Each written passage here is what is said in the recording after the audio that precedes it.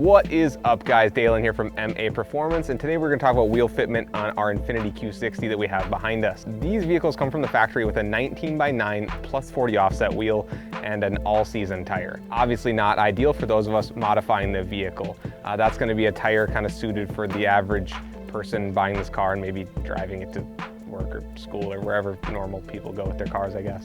As you can see behind us, we have changed those out for a set of 18x10.5 TE37 SLs. These have a 295/35 hand-cooked TD semi-slick on them.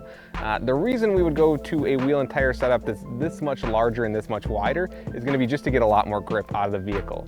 This is probably not something that most average Q60 users are going to put on their car. A little bit wider, a little bit shorter profile tire, not going to be the most comfortable tire to drive on every day. But if you're to take your Q out to the racetrack, say road racing, something like that, this is gonna be a very optimal setup. You're gonna get a lot more grip out of the vehicle, a lot more responsive, just an all-around better performing wheel and tire setup. Not to mention, they look sick.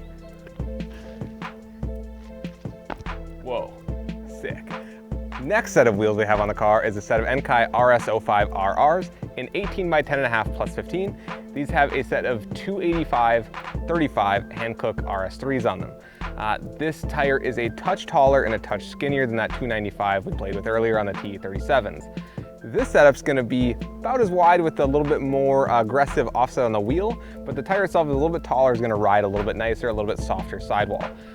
This would be a more ideal setup for street car guys, something that's a little bit wider, going to handle a little bit better, but also going to have that ride and comfort that you want out of your super luxury Infiniti.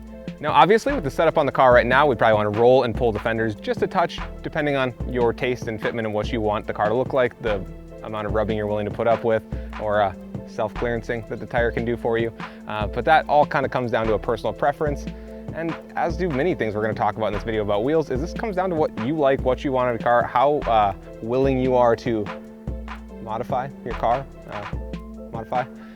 cut up, remove, section, whatever you want to do with it. But this setup with a slight roll and a pull would be absolutely perfect for someone who wants to drive the car every day. One extra one of those. That hurt a lot. It's not silver. Didn't have another one of those. Yay, more wheels. So these are more Enkei RS05RRs.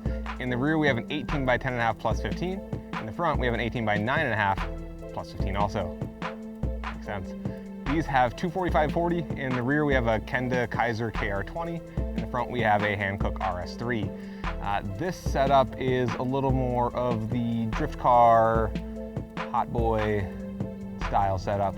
A little more sunk in the front, a little bit more stretch tire in the back. This setup is going to have a little less grip than, say, the super wide tires. This is going to be a setup that I don't know if I personally would pick for this vehicle, but it does fit very, very decently. And for somebody looking for a little bit skinnier tire, it's going to be perfect. All right, guys, the last set of wheels we have in here are the Artisa Deco Directional Elders. We have them in a 19x9.5 plus 15 with a 265/35 Falcon 510 tire on it. This is kind of going to be the ultimate daily driver setup. So it's going to be a little bit taller tire, so the car's a little bit higher off the ground.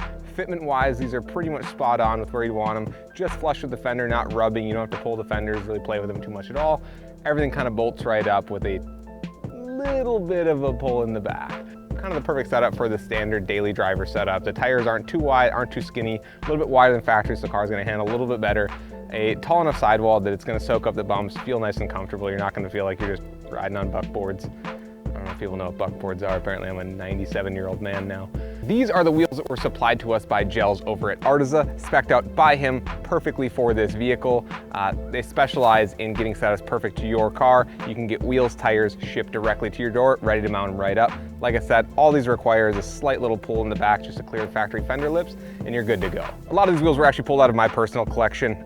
My favorite on this car has to be the TE37s, kind of a cult classic. I want to hear what your favorite wheels were and or what wheels should we have put on it. As always, like button, subscribe button, somewhere over here. I keep saying I don't know where they are, maybe I'll learn one day. But helps the channel, helps us get more content for you guys. Tell us what you want to see, what we should do, what other vehicles you want us to see do fitment stuff for. When you want Charlie back in videos, just tell us everything, tell us your secrets. I'm actually right here. He's right there. I don't know why I'm here. Yeah, as always guys, just once again, thank you. Without you, we are nothing.